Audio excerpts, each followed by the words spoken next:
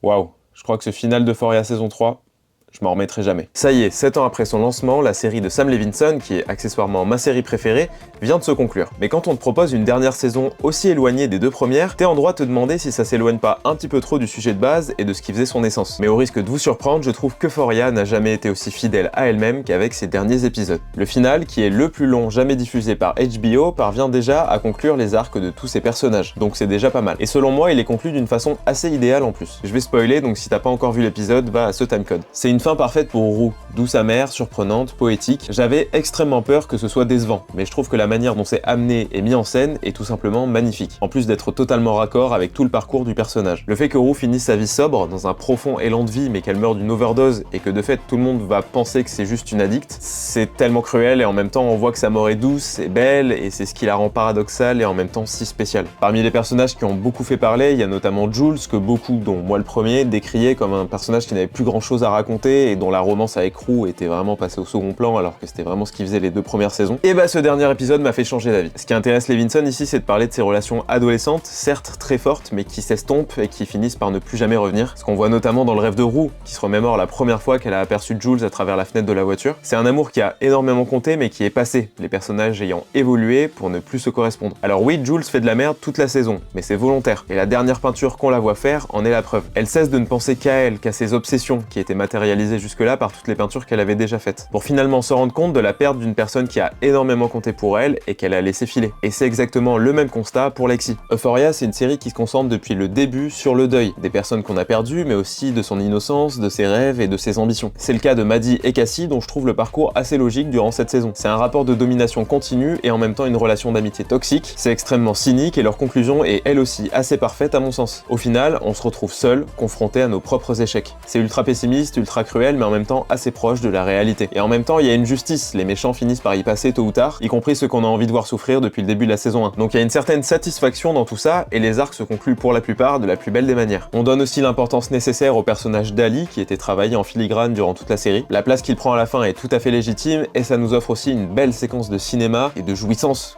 qu'on a envie de voir, et qui conclut parfaitement une histoire qui avait besoin d'un final aussi explosif. Je trouve que cette conclusion est l'une des meilleures qu'on ait jamais eues pour une série de cette envergure. Pour autant, ça n'enlève en rien les nombreux problèmes qu'il semble y avoir eu sur le tournage. Je trouve ça extrêmement triste que la série se termine avec des stars qui n'ont même pas envie d'en faire la promo tellement ça semble avoir été toxique, et qu'on ait évincé Labyrinth du projet parce qu'en vrai, avec sa musique, l'émotion de la saison 3, elle aurait été encore plus intense.